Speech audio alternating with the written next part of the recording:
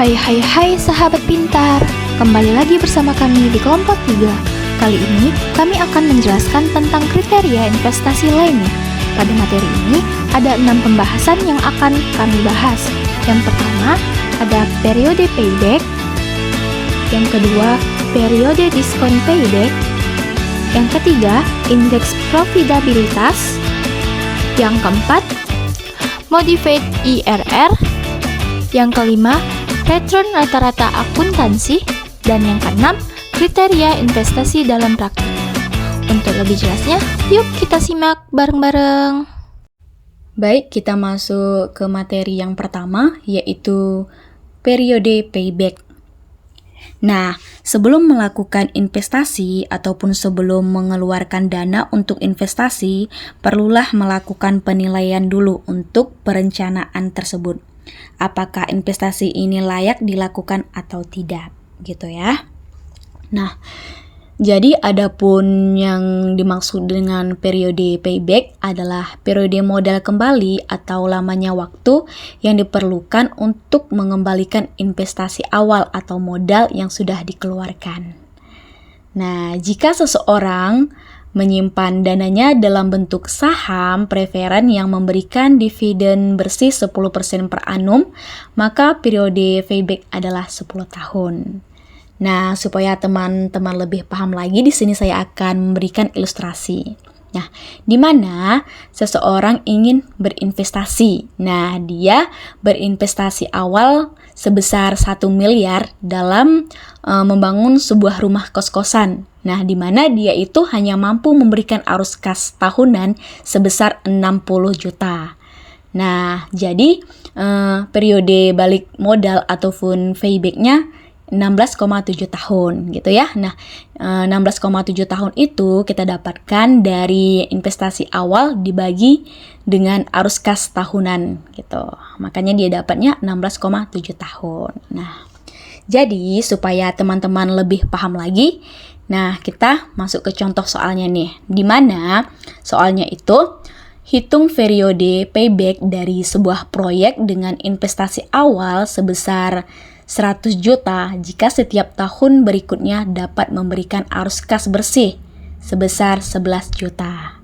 Nah, untuk menjawab contoh soal ini, mari kita simak penjelasannya sebagai berikut. Oke, untuk menjawab soal di bawah ini, teman-teman bisa menyaksikan penjelasan saya di depan. Oke. Nah, diketahui dari soal yang di bawah tadi, investasi awal itu 100 juta, oke? Terus arus kas per tahunnya yaitu 11 juta. Nah, terus yang ditanya itu adalah periode payback-nya. Nah, jadi di mana rumus dari periode payback-nya sama dengan investasi awal dibagi arus kas per tahun. Nah, karena sudah diketahui yang di atas, langsung saja kita masukkan ke rumusnya. Nah, di mana investasi awalnya yaitu 100 juta per arus kas per tahunnya yaitu 11 juta per tahun, udah tinggal kita bagi, yaitu dapatnya 9,09 tahun. Atau kita bulatkan yaitu 9 tahun 1 bulan. Nah, jadi proyek tersebut dapat mengembalikan modal awal atau payback-nya dalam waktu kurang lebih dari 9 tahun 1 bulan. Baik, kita masuk ke materi yang kedua, yaitu periode diskon payback. Nah, periode diskon payback adalah lamanya waktu yang diperlukan agar present value dari arus kas bersih proyek dapat mengembalikan investasi awal. Nah, untuk menghitung periode diskon payback, kita memerlukan tingkat diskonto tertentu. Jika periode diskon payback itu lebih cepat atau sama dengan batas periode diskon payback yang diterapkan, maka proyek ini diterima. Jika sebaliknya, maka proyek ini ditolak. Nah, secara logika, periode diskon payback akan selalu lebih lama daripada periode payback. Nah, supaya teman-teman lebih paham lagi, di sini saya memberikan sebuah ilustrasi. Ya, di mana sebuah proyek dengan investasi awal 500 juta dan arus kas bersih tahunan sebesar 100 juta selama 10 tahun akan mempunyai periode payback selama 5 tahun. Nah, yaitu 500 juta dibagi 100 juta. Nah, akan tetapi periode diskon payback dari payback itu adalah 8,1 tahun atau sekitar 8 tahun 1 bulan. Nah, pada tingkat diskonto 12% per tahun. Oleh karena itu, jika batas periode payback dan periode diskon payback sama, suatu proyek yang diterima berdasarkan periode diskon payback mungkin saja ditolak dengan kriteria periode diskon payback. Namun, semua periode yang diterima berdasarkan kriteria periode diskon payback akan langsung diterima dengan kriteria periode payback. Nah, adapun kriteria penerimaan atau penolakan investasi tersebut yaitu yang pertama, jika DPP lebih kecil dari DPP maksimum, nah di situ akan mengalami investasi diterima. Nah, yang kedua yaitu jika DPP lebih besar dari DPP maksimum, maka yang terjadi investasi ditolak. Nah, gitu ya.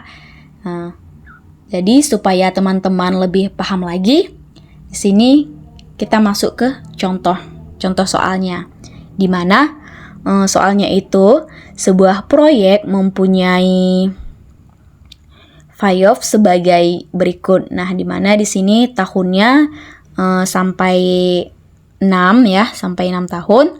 Terus arus kas ataupun dalam juta yaitu tahun ke-0 yaitu min 800, tahun pertama yaitu 200, tahun kedua yaitu 250, tahun ketiga yaitu 300, tahun keempat yaitu 350, tahun kelima yaitu 400, dan tahun keenam yaitu 450. Nah, pertanyaannya itu, jika investor menetapkan N batas periode diskon payback adalah 4 tahun dan tingkat diskonto yang digunakan adalah 10%, tentukan apakah proyek akan diterima ataupun proyek tersebut ditolak. Nah, jadi untuk penjelasan contoh ini, mari kita simak penjelasannya sebagai berikut. Oke, untuk menjawab soal yang di bawah ini, nah teman-teman bisa menyaksikan penjelasan saya di depan ini.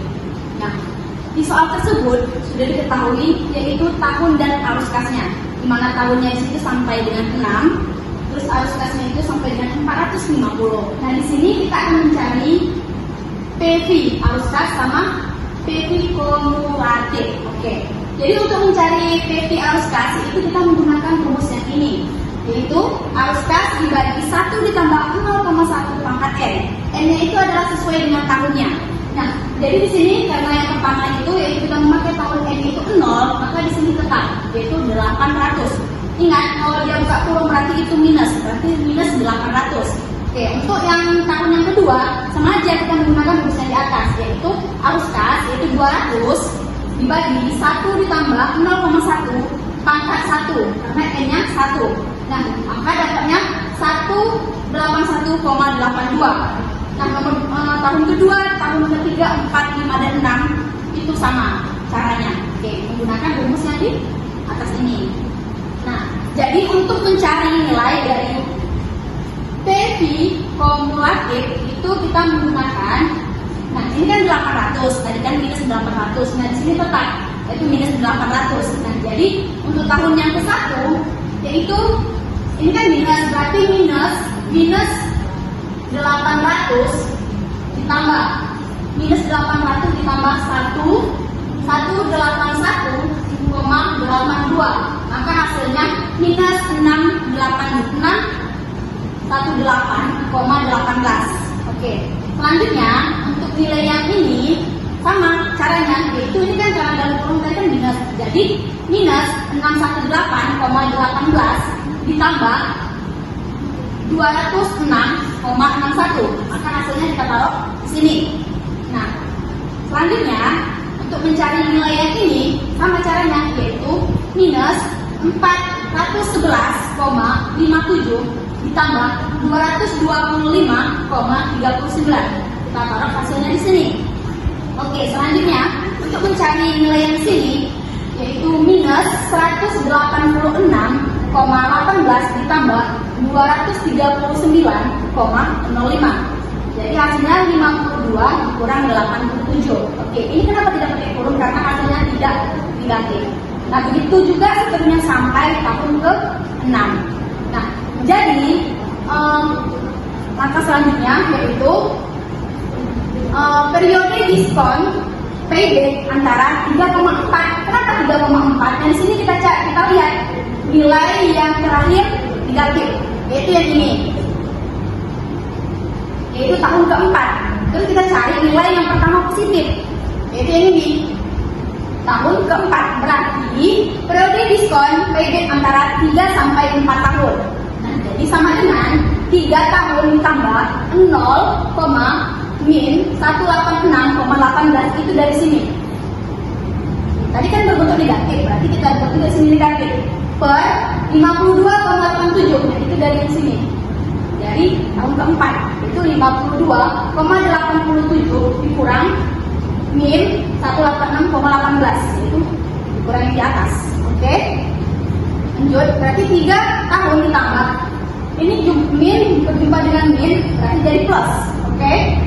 Tetap 186,18 per 52,87 dikurang minus 186,18. Nah, karena di sini dia minus berarti kita tambah, yaitu 52,87 ditambah 186,18, itu hasilnya 239,05.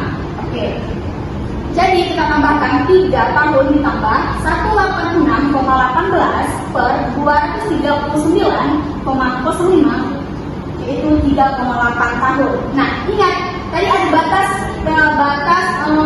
diskon paybacknya, yaitu 4 tahun. Nah, jadi karena kita dapat hasilnya di sini 3,8, berarti 3,8 tahun itu lebih kecil dari 4 tahun. Kesimpulannya, proyek diterima karena lebih kecil dari yang ditentukan. Baik, untuk materi selanjutnya, materi ketiga, saya akan menjelaskan terkait indeks profitabilitas. Apa sih yang dimaksud dengan indeks profitabilitas? Nah, indeks profitabilitas ini ialah kriteria lain yang dapat kita gunakan untuk mengevaluasi sebuah proyek investasi atau biasa disingkat dengan IP atau juga Profitability Index. IP ini adalah rasio manfaat terhadap suatu biaya. Kita misalkan sebuah proyek dengan investasi awal 500 juta rupiah yang menghasilkan present value dari arus kas sebesar 600 juta rupiah akan mempunyai indeks profitabilitas 12, yaitu 600 juta rupiah per 500 juta rupiah. Nah, satuan dari indeks profitabilitas atau IP ini ialah PV per I0 sama dengan sigma I sama dengan 1 sampai dengan N, CFI per 1 tambah K pangkat I per 1 per I0, dengan PV itu sama dengan present value dari arus kas, I0 itu sama dengan investasi awal, K itu sama dengan tingkat diskonto, CF itu sama dengan cash flow atau arus kas, N itu sama dengan jumlah periode, dan itu sama dengan tingkat bunga per periode. Jika kita perhatikan angka-angka yang digunakan dalam indeks profitabilitas sama dengan yang kita gunakan dalam menghitung NPV, yaitu present value dari arus kas dan investasi awal. Bedanya dalam kriteria NPV kita mengurangi present value dengan investasi awal untuk mendapatkan NPV tersebut. Sedangkan dalam indeks profitabilitas kita membagi present value itu dengan investasi awal. Jika NPV positif sehingga sebuah proyek diterima, berarti PV-nya itu lebih besar daripada investasi awalnya. Karena PV dibagi dengan investasi awal juga akan lebih besar dari 1. Dengan demikian kriteria yang diterima atau tidaknya sebuah proyek berdasarkan kriteria indeks profitabilitas ini ialah ketika indeks profitabilitas lebih besar dari 1, maka proyek diterima. Jika indeks profitabilitas lebih kecil dari 1, maka proyek ditolak. Nah, dalam semua keadaan, jika tingkat diskonto sama, keputusan berdasarkan indeks profitabilitas akan selalu sama dengan keputusan menggunakan kriteria NPV. Karena secara matematika, jika NPV lebih besar dari 0 atau PV dikurang I0 lebih besar dari 0, maka PV lebih besar dari I0 dan PV dibagi I0 itu lebih besar dari 1 untuk proyek yang diterima. Demikian juga untuk proyek yang ditolak. Dengan kriteria NPV akan juga ditolak berdasarkan indeks profitabilitas. Jika NPV lebih kecil dari 0 atau PV lebih kecil dari I0, maka PV lebih kecil dari I0 dan PV per I0 itu lebih kecil dari 1.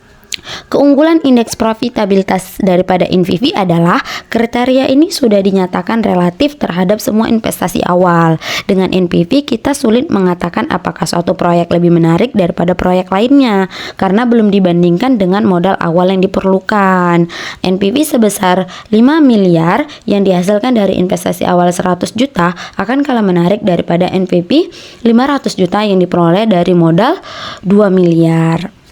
Untuk lebih jelas terkait indeks profitabilitas ini kita akan masuk ke contoh. Nah, di contoh dikatakan saja seorang investor pada suatu hari ada proyek investasi membuka kafe baru yang membutuhkan investasi awal sebesar 400 juta dan mampu menghasilkan arus kas bersih sebesar 5 juta per bulan. Jika saja mengharapkan returns J12 sama dengan 12%, tentukah apakah proyek ini diterima dengan menggunakan kriteria indeks profitabilitas. Nah, untuk menjawab soal ini, teman-teman bisa memperhatikan penjelasan berikut. Baik, nah untuk menjawab contoh soal di bawah ini, maka teman-teman bisa melihat penjelasan saya berikut. Nah, dari contoh soal dapat kita ketahui bahwasannya tingkat dari diskontonya itu adalah 12% per annum, atau jika kita ubah ke per bulan, maka dia per bulannya 1% atau 0,01. Lalu di contoh soal juga kita ketahui cash flow atau arus kas per periodenya itu ada 5 juta per bulan. Nah, untuk I0-nya ke investasi awalnya itu ada 400 juta per bulan. Nah, yang ditanyakan pada contoh soal ini ialah indeks profitabilitas atau IP-nya. Setelah yang kita ketahui dari penjelasan saya sebelumnya, rumus dari IP ini adalah PV atau present value per I0 atau investasi awal, atau sama dengan cash flow atau arus kas per periode per tingkat diskonto atau K per investasi awal atau I0. Nah, kita ketahui dari yang soal tadi bahwasannya arus kas per periodenya itu ada 5 juta, tingkat diskontonya itu ada 0,01 dan investasi awalnya ada 400 juta. Ketika kita bagikan 5 juta dibagi 0,01, maka kita dapatkan hasil 500 juta. Untuk itu berarti 500 juta per 400 juta. 500 juta per 400 juta menghasilkan 1,24. Mengingat kriteria IP tadi bahwasanya apabila indeks probabilitas lebih dari 1, maka proyek ini diterima. Dapat teman-teman lihat bahwasanya indeks probabilitasnya itu lebih dari 1. Makanya proyek ini diterima.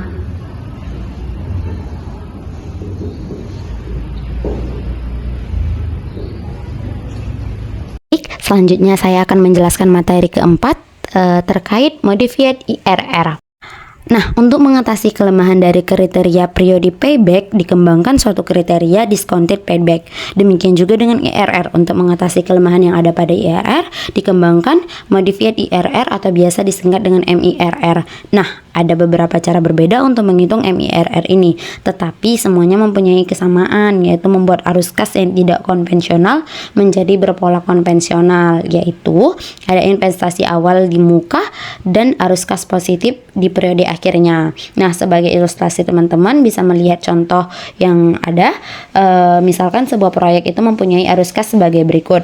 Nah, di tahun awal itu ada arus kas sebesar 60 juta, di tahun pertama ada arus kas sebesar 155 juta, di tahun kedua ada arus kas sebesar 100 juta. Pada contoh di materi yang lalu itu sudah dijelaskan terkait hal ini. Nah, permasalahan dengan proyek di atas ini ialah arus kasnya tidak konvensional. Akibatnya kita mempunyai 2 IRR, yaitu 25% dan 33,33%. Untuk mengatasi terjadinya multiple IRR ini, kita menghitung MIRR-nya. Kita memiliki beberapa metode nih untuk menghitung MIRR. Metode yang pertama itu ialah metode diskonto, lalu ada metode reinvestasi, dan ada metode gabungan. Nah, di sini kita akan membahas metode diskonto. Dengan metode diskonto ini, kita mendiskontokan semua arus kas negatif ke periode awal, sehingga tidak ada lagi arus kas negatif di periode mendatang. Jika return yang diharapkan ada 15%, maka arus kas yang di atas akan menjadi, teman-teman bisa memperhatikan tabel yang ada di sini, dikarenakan semua arus kas negatif itu dipindahkan ke periode awal, maka yang terjadi seperti pada tabel ini, arus kas pada tahun kedua dipindahkan ke arus kas di tahun awal. Nah, setelah pola arus kas menjadi konvensional seperti tabel ini, barulah kita dapat dengan mudah menghitung MIRR seperti menghitung return biasa secara geometrik. Setelah kita hitung, dapat teman-teman hitung MIRR-nya 14,29%. Akan masuk ke metode reinvestasi. Dengan menggunakan reinvestasi ini, kita kumpulkan semua arus kas, baik itu yang positif maupun yang negatif, kecuali investasi awal ke periode akhir. Maksudnya kita meninvestasikan semua arus kas yang terjadi dan tidak pernah mengambilnya hingga ke periode akhir. Teman-teman dapat memperhatikan tabel ini. Dalam contoh ini, arus kas di periode 1 kita tarik ke periode kedua, sehingga menjadi di periode satunya itu kita pindahkan ke periode 2, sehingga menjadi pada tabel tersebut. Dapat teman-teman perhatikan. Setelah itu kita dapat menghitung MIRR. Setelah kita hitung seperti biasa, kita akan mendapatkan hasil MIRR-nya itu 14,20%. Terakhir ada metode gabungan. Metode gabungan ini adalah metode yang menggabungkan dari kedua metode yang sudah kita jelaskan sebelumnya. Arus kas negatif yang ada di diskonto ke periode 0 dan semua arus kas positif ke periode akhir.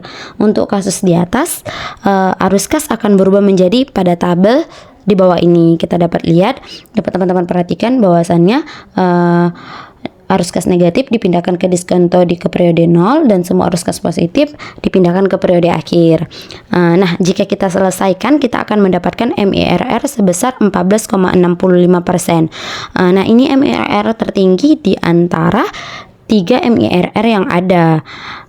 Konsep MIRR dengan metode gabungan inilah yang digunakan Excel untuk menghitung MIRR, teman-teman. Lebih paham, teman-teman bisa memperhatikan contoh. Di contoh ini ada sebuah proyek investasi yang mempunyai payok yang ada pada tabel. Pada tahun awal itu ada 280 juta, pada tahun pertama ada 530 juta, dan pada tahun kedua ada 80 juta. Nah, hitung MIRR dengan menggunakan metode diskonto pada tingkat diskonto 20%. Nah, untuk menjawab soal ini, teman-teman dapat memperhatikan penjelasan berikut. Baik teman-teman, untuk menjawab contoh soal di bawah ini, maka teman-teman dapat mendengarkan penjelasan saya berikut. Nah, pada contoh soal, kita ketahui bahwasanya tingkat diskontonya berada di 20%, dan kita diminta menggunakan metode diskonto untuk mencari arus kas ini. Nah, jadi seperti penjelasan saya sebelumnya, bahwasanya tingkat diskonto dengan menggunakan metode diskonto, kita memindahkan seluruh arus kas yang bernilai negatif ke arus kas pada periode awal. Nah, jadi arus kas ini kan dia negatif, positif, negatif. Jadi dia arus kas yang di periode 2 kita pindahkan ke periode awal. Maka kita dapatkan hasilnya minus Rp 200 juta ditambah minus Rp 80 juta per 1,2 pangkat 3. 1,2 itu kita dapatkan dari tingkat diskontonya. Kenapa dia pangkat 3? Karena kita memiliki 3 periode. Lalu menghasilkan 335 juta 560.000 rupiah. Nah, untuk itu MIRR-nya adalah ini bernilai juta, tapi kita pindahkan supaya kita ganti ke angka yang lebih sederhana agar lebih mudah dipahami. 335,56 dikali 1 ditambah MIRR sama dengan 530 kita dapat dari sini. Nah, jadi kita dapatkan hasilnya 530 per 335,56 dikurang 1 dan menghasilkan 57,95%. Nah, jadi kita dapatkan hasil terakhirnya bahwasanya hasilnya itu adalah 57,95%. Setelah teman-teman mendengarkan penjelasan tentang IRR dan MIRR, manakah yang lebih baik, IRR atau MIRR? Nah, Berkaitan tentang hal ini, ada dua kelompok yang memang saling berseberangan. Mereka yang menyukai MIRR menyatakan kalau MIRR ini lebih baik karena MIRR menghasilkan satu angka return, sedangkan IRR menghasilkan angka return yang multiple. Di kubu lainnya, orang-orang atau kelompok yang tidak menyukai MIRR menyatakan kalau MIRR itu sebenarnya singkatan dari meaningless IRR atau IRR yang tidak memiliki arti. MIRR ini bergantung pada metode yang digunakan dan tidak jelas pula mana metode yang lebih baik, yang paling baik.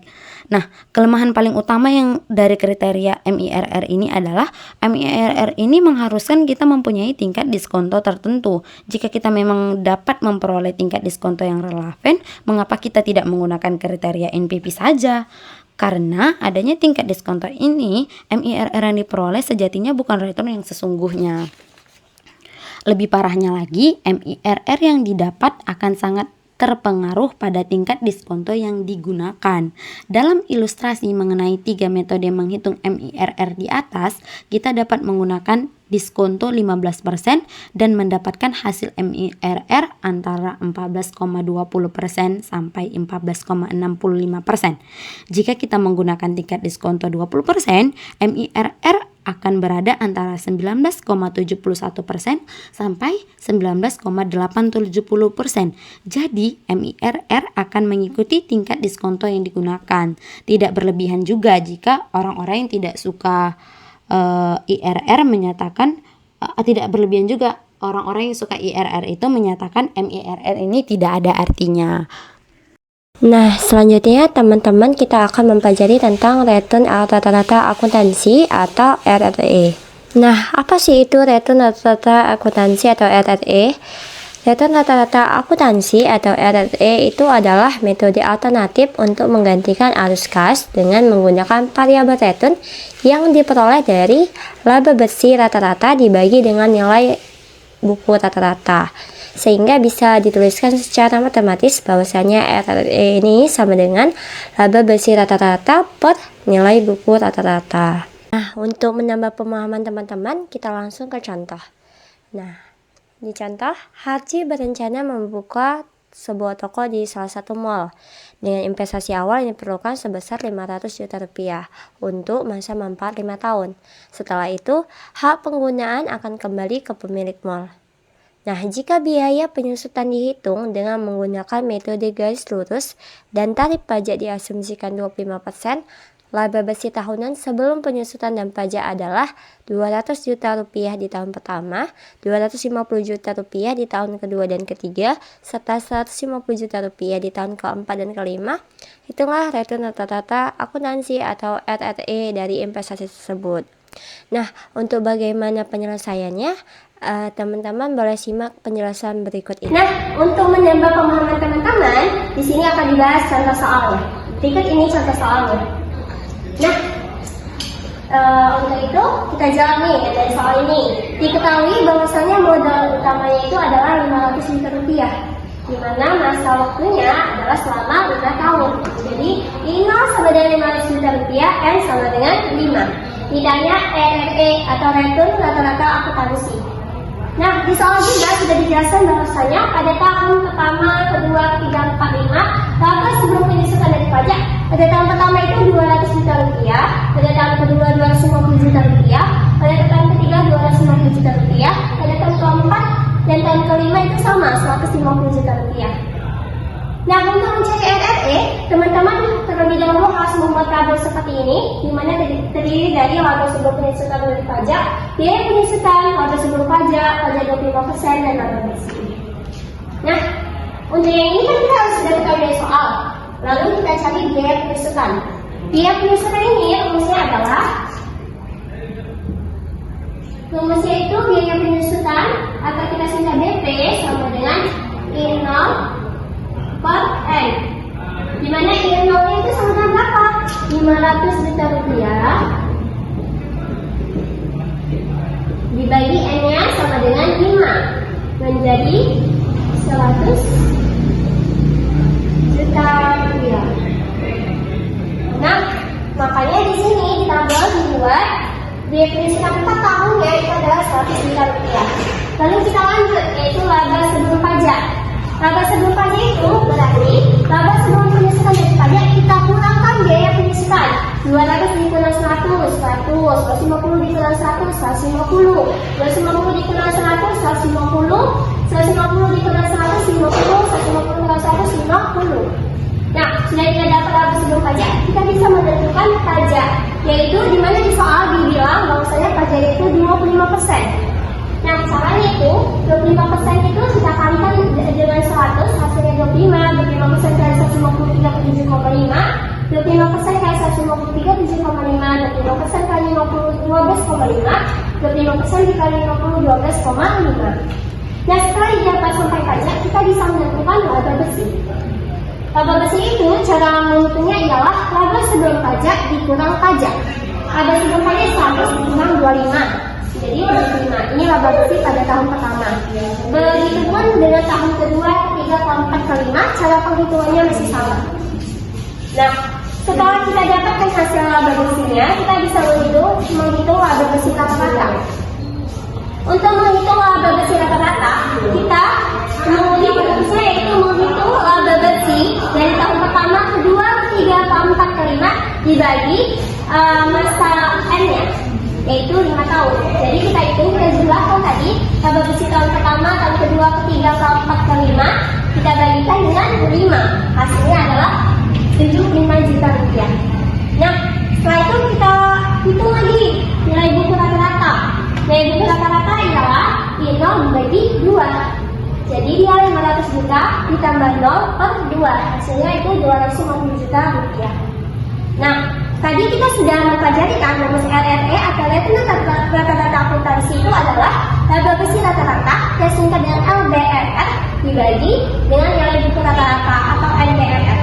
Nah, permasalahannya rumus 75 juta dibagi 250 juta sama dengan 0,3. Kita ubah ke bentuk persentase, 0,3 ini sama dengan 30%. Nah, jadi hasilnya ialah RRE tadi adalah 30%. Jadi, jika target return RRE pada soal itu 20%, maka proyek tersebut diterima. Karena 30% lebih besar dari 20%.